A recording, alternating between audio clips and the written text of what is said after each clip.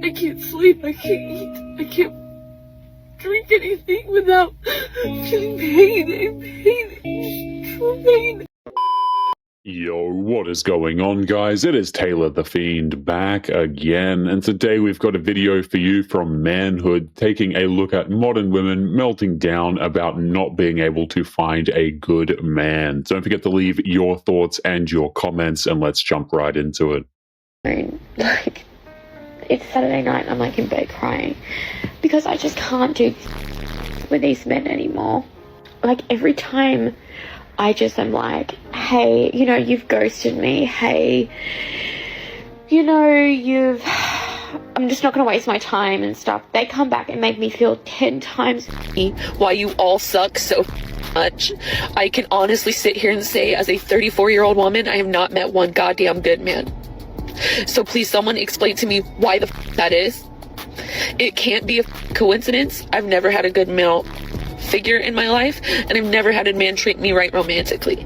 I've never even had a good male friend. So someone sit here and tell me what the is. When the common thread across every man in your life is you, that is usually the answer to the question that she keeps asking. 34 years of never meeting one decent man, apparently, points back at her standards and her behavior, not at half the planet, in my opinion. The absolute last shred of hope I had that there's still good men left in the world. Just went on a date. I thought it was going well. Talked nonstop. Not me, back and forth, for over an hour. And then all of a sudden he had to take a call from a client. And he never came back. Yeah, I'm not doing this anymore.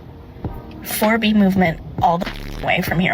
One man taking a client call and bailing becomes a verdict on all men, which is the pattern these videos run on. A guy who ghosts after an hour clearly was not feeling it, and that is allowed. It says nothing about good men existing and everything about how she reads rejection. I want the truth. Like, I want the hard truth. And this isn't even on some, like, I hate men, the patriarchy bullshit. Like, true, but I don't know any good men. I really don't. Like, family, friends, you all suck. And I'm not trying to attack you. This post, this is different. I hope this reaches a lot of people. I hope this doesn't flop. I want to know, does anybody know a good man? Like, do they exist? I can only speak from personal experience. It seems like after a certain amount of time, whether it takes 4 days or 4 decades, they all end up being like sort of the same level of like completely disappointing and disgusting. And all my videos are like I know why. It's because of the patriarchy. I know why. I know why it's so common to find a piece of shit man. But my question is, like, do good ones exist? Like, for real. I want the truth. Don't be like, oh no, they do. If you know one, please explain who he is and why he's actually a good man. And don't be like, oh, he always takes. She asks if good men exist while having already decided that the answer is no, which is the whole problem. Every man turning out the same is not a coincidence about men. It is a constant about who she keeps on picking. Blaming the patriarchy is easier than looking at the common factor in all of it. The reason why the dating pool is so trash is because of us.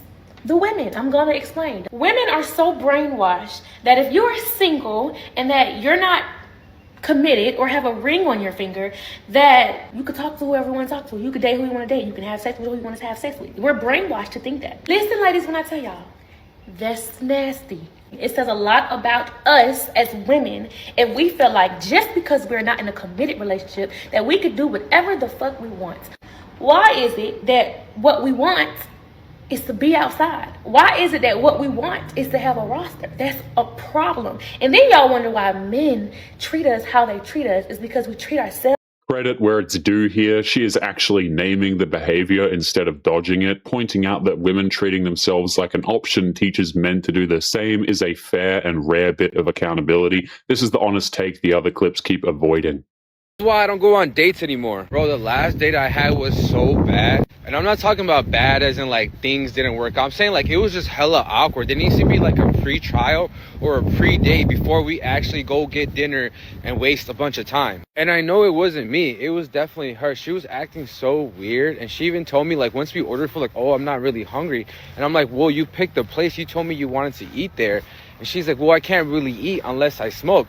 Bitch, how old are you? Then I order her some shots. That way she can loosen up. And then she doesn't even finish the shot. I finished the shot for her. That was Don Julio. It was like $40 a shot. The whole time she's just being so difficult and awkward. Like she's not like letting up, if that makes sense. So then I peep, she's just packaging her food to go. And now I'm thinking, okay, she just wanted a free meal. Bitch, if that was the case, you should have told me. I would have got you Chipotle instead of wasting money and time at a 3-star restaurant. If there was like a pre-trial or like a pre-date where we go for a walk or coffee, I feel like I would have felt her out and I would have already known and not wasted my time. Too many women use sex as a weapon, and let me tell you right now, that is toxic as hell and one of the biggest turnoffs for men. Ladies, if you are withholding intimacy just to punish your man or control him or think you have the upper hand, you're not being powerful. You're being manipulative, and men see it.